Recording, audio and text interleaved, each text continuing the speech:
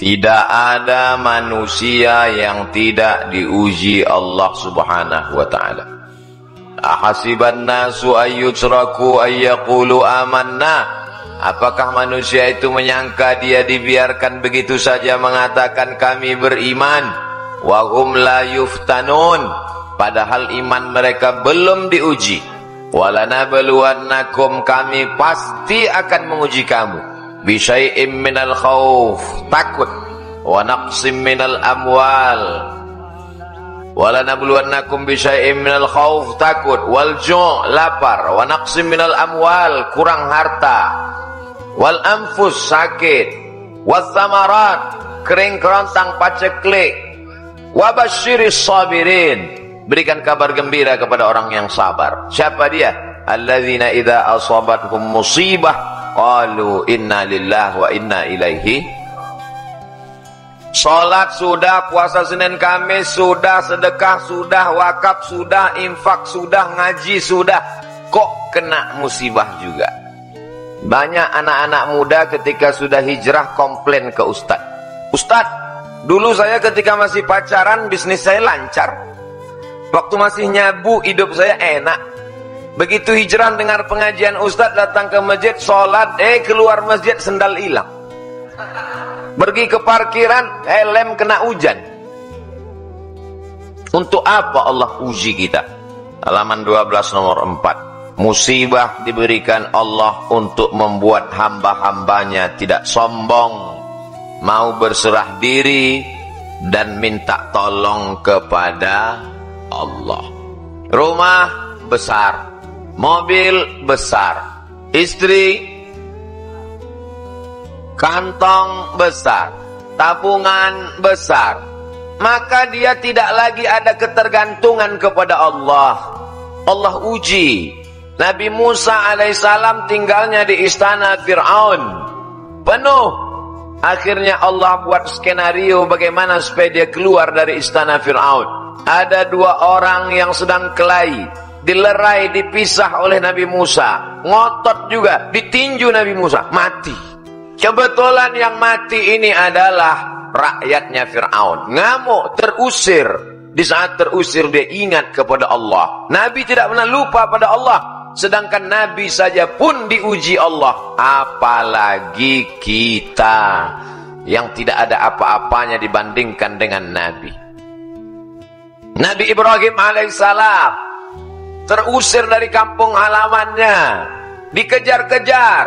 Dia masuk ke dalam tempat ibadah kafir musyrik, dihancurkan berhala-berhala. Mereka kejar, dinyalakan api unggun oleh Namrus, harriquhu, bakar dia. Api yang tabiatnya membakar, menghancurkan, merubah materi jadi debu, tak tersisa. Tapi di situ turun pertolongan Allah. Ya naru kuni bardan wasalaman ala Ibrahim. Wahai api, sejuklah engkau, selamat engkau. Ketika kita sedang diuji Allah, dunia terasa sempit. Yang dulu banyak kawan berubah menjadi lawan. Yang dulu teman cerita sekarang sudah tidak mau. Bawaannya curiga. Bersandar kepada manusia akan binasa. Bersandar kepada jabatan akan sirna. Bersandar kepada harta akan hilang. Di saat itulah kita mengangkat tangan berkata yang besar hanya Allah. Allahu Akbar. Salat kita jadi lebih khusyuk. Wa ma min dabbatin fil ardi, tidak ada satupun makhluk yang melata berjalan di atas muka bumi ini illa 'ala Allah rizquha. Rezekinya sudah dijamin Allah Subhanahu wa ta'ala. Hanya saja datang cemas, datang ragu, datang ngeri, datang galau, sempit pikiran. Kalau mindset otak kita sempit, hati kita susah, jantung koroner datang. Jadi apa yang bisa menenangkan hati ini? Dekatkan diri kepada Allah, serahkan semuanya. Inna salati wa nusuki wa mahyaya wa mamati lillah. At-tahiyatul mubarakatus salawatut thayyibatu lillah. Assalamualaikum warahmatullahi wabarakatuh. La ilaha illallah dahu la syarikalah, lahul mulku walahul hamdu yuhyi wa yumit wa huwa ala kulli syai'in qadir. Serahkan pada Allah. Kelompok A, kelompok B. Yang kelompok A sholat, orangnya baik, zikir, nggak dapat ikan. Yang kelompok B nggak sholat, mabuk, minum khamar, ikannya banyak. Kata yang kelompok A, Tuhan nggak adil. Kita yang sholat kok nggak dapat ikan, mereka nggak sholat. Dia lupa bahwa yang sholat diuji kesabarannya, sedangkan yang tidak sholat sedang dipermainkan dengan Pak Ustadz, dulu saya sebelum hijrah bisnis saya lancar-lancar aja. Sekarang setelah hijrah ini sulit, susah. Dulu diuji dengan harta kau tidak lulus. Sekarang diuji dengan kesulitan pun kau tak lulus juga. Emangnya Allah tidak tahu kalau kita ini layak atau tidak layak menjadi penghuni surga? Allah tahu. Lalu kenapa dia uji kita? Dia mau ngasih tahu diri kita untuk kita sendiri paham. Oh, sesungguhnya aku ternyata nggak lulus jadi penghuni surga. Allah Maha tahu. Wa na'lamu ma tuwaswisu bihi nafsuh. Kami tahu apa yang berbisik-bisik dalam hatimu. Akhirnya kelompok yang sholat tadi nggak sholat subuh. Begitu nggak sholat subuh, mancing, langsung dapat ikan dan perut ikannya dibelah, ada permata di dalam. Tuh, ternyata kalau nggak sholat dapat rezeki. Tapi ada satu yang ingat dia, Allah sedang menguji kita. Dia serta sampah permata, sampah dunia. Kenapa dia buang? Karena kita mendapatkan ini dalam keadaan kita meninggalkan perintah Allah Subhanahu wa ta'ala. Buangkan. Mancing sekali lagi, sholat, taubat, mancing sekali lagi, dapat ikan yang lebih besar, permatanya lebih besar. Allah mengganti kesabaran. Sabar. Sabar bukan berarti hanya sekedar menahan diri, tapi sabar. Banyak orang menyangka sabar ketika nahan diri dari sakit. Sabar ya, sabar ya. Ini sabar paling tinggi. Sabar ketika mendapat ikan ada permata dalam perutnya, dalam keadaan tidak sholat. Inilah sabar yang paling berat. Datang orang ke rumah kita bawa uang 1 koper, mau nyogok kita. Kira-kira sabar nggak? Diam. Sakit, sabar. Mati, sabar. Covid, sabar. Demam, sabar. Datang orang mau nyogok 1 miliar. Yang bilang sabar, mudah-mudahan nggak datang. Jadi sesungguhnya ujian itu tidak hanya dalam bentuk kesusahan, tapi juga ada kalanya dalam bentuk ikan yang isi perutnya permata, karena Allah ingin menguji keimanan kita. Ustaz pernah diuji seperti itu ya.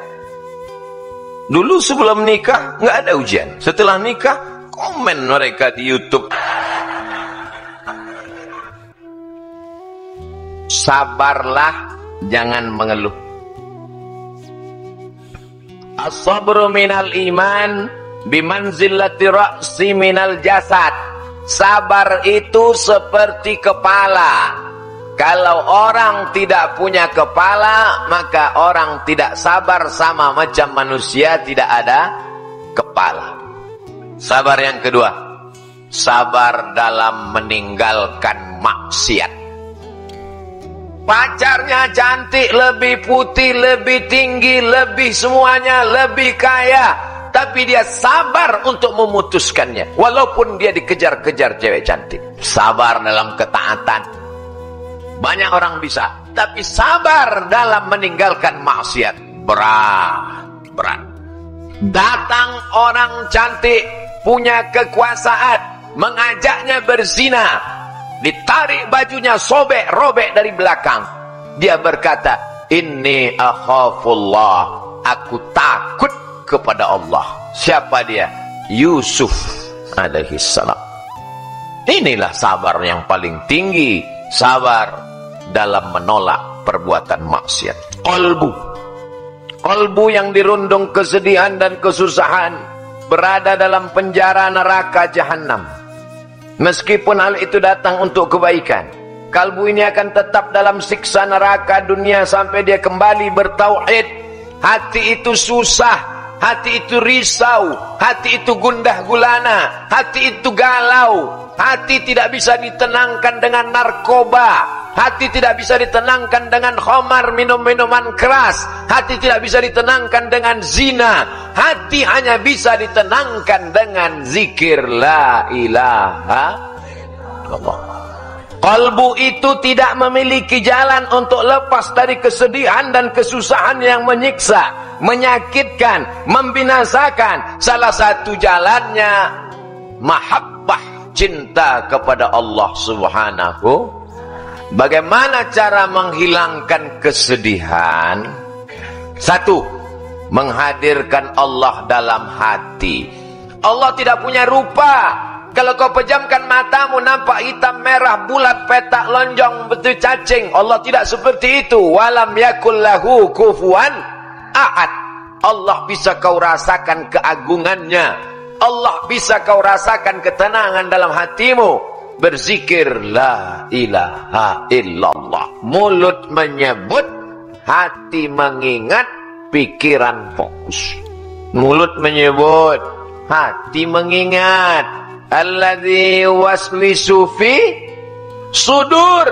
Setan berbisiknya bukan di telinga, setan berbisiknya di dada. Bagian mana? Sebelah kiri, jantung berdegup, berdetak. Terserah mau zikirnya la ilaha illallah, mau zikirnya Allah Allah, mau zikirnya subhanallah, mau zikirnya alhamdulillah, mau zikirnya Allahu akbar.